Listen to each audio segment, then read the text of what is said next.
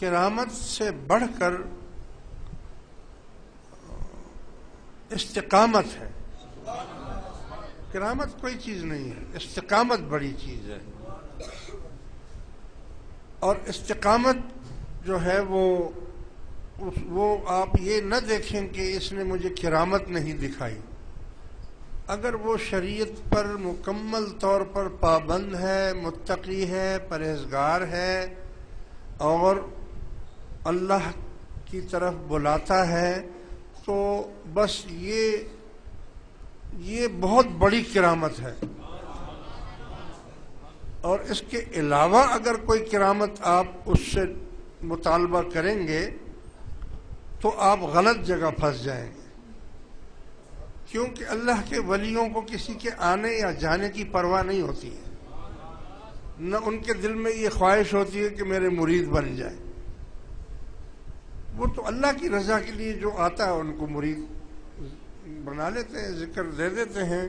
اس سے ان کو کوئی لالچ یا یہ کوئی بات نہیں ہوتی کہ میرے یہ مرید زیادہ ہو جائیں یا کم ہو جائیں. اللہ کی رضا کے لیے وہ لوگوں کو اللہ کا راستہ دکھاتے ہیں. اگر آپ کرامتوں میں پھنس گئے تو آپ کو بہت بڑا نقصان ہو جائے گا. آپ ایسی جگہ پھنس جائیں گے جہاں پر شعبدہ باز قسم کے لوگ ہوتے ہیں. شعبدہ باز، وہ آپ کو شعبدہ بازیاں کر کے دکھائیں گے، ہوں گے جھوٹے، اندر سے بے ایمان ہوں گے، اور آپ کو کوئی ایسی ہاتھ کی صفائیاں دکھاتے رہیں گے یا کوئی مسمرائزم دکھائیں گے یا کوئی کیوں دکھا رہا ہے وہ آپ کو اپنی کرامت کیوں دکھا رہا ہے؟ آپ کو مرغوب کرنے کے لیے نا، کہ آپ اس کے فرمانبردار ہو جائیں، مطیع ہو جائیں. تو اس کا مطلب تو یہ تو نفس کے لیے وہ کر رہا ہے جو کچھ کر رہا ہے، اللہ کی رضا کے لیے تو نہیں کر رہا ہے. اگر اللہ کی رضا کے لیے کرنا ہے تو اس کو کیوں وہ خواہ کرامتیں دکھا رہا ہے؟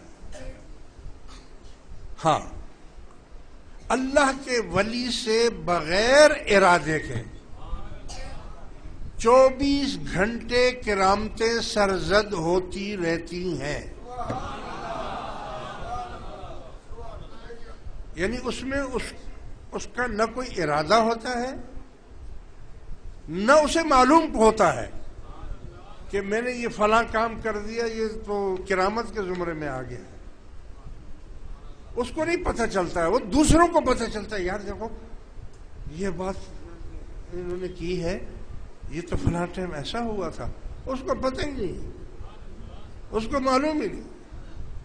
تو جب آپ سچوں کے ساتھ یا ایھا الذین آمنوا اتقوا اللہ وکونوا مع الصادقین، جب آپ سچوں کے ساتھ مل جائیں گے تو ان کا تو اٹھنا بیٹھنا چلنا پھرنا بات کرنا تقریر کرنا سب کچھ ان کا تو وہ کرامت ہوتی ہے. مگر اس کا احساس ان کو خود نہیں ہوتا کہ میں کوئی کرامت دکھا رہا ہوں. لیکن جب آپ اس کے اندر داخل ہو جاتے ہیں تو آپ دن رات کرامتیں دیکھتے رہتے ہیں. آپ کو ہر چیز میں کرامت نظر آتی ہے. یار یہ کام دیکھو ایسا تھا، ایسا کر دیا، یہ ایسا تھا، ایسا ہو گیا.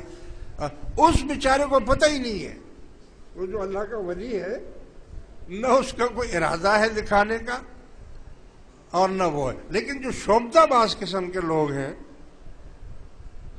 بورڈ بھی لگائیں گے، اشتہار بھی دیں گے، اخبار میں بھی دیں گے، ٹی وی میں بھی دیں گے. یعنی عامل کامل بنگالی بابا فلاں بابا، قادری سلسلے کا، فلانے سلسلے کا، دماغ سلسلے کا. اب بیچاری جاہل عوام جو ہوتی ہے وہ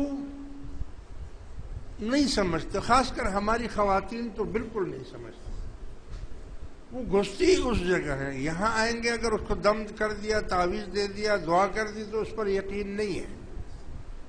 جب تک وہ عامل اس کو یہ نہ بولے کہ تمہارے اوپر جادو کیا ہوا ہے، تمہارے اوپر جنات ہے، تمہارا جادو میں نکالوں گا، میں قبرستان میں دفن ہے، میں وہ تعویذ نکال کے دوں گا، 50,000 روپیہ لگے گا، ادھر یقین آ جائے گا.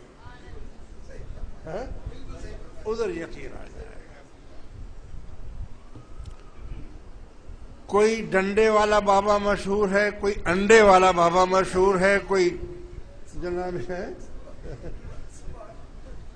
انڈے والا بابا. وہ انڈے والا بابا کیسے کرتے؟ وہ انڈے میں سے جناب علی جو آتا ہے اس کے پاس, اس کو بولتا ہے کہ تمہارے اوپر تو جادو کیا ہوا ہے. تو کیسے؟ میں نکال دوں گا مگر 25,000 روپے لگے گا.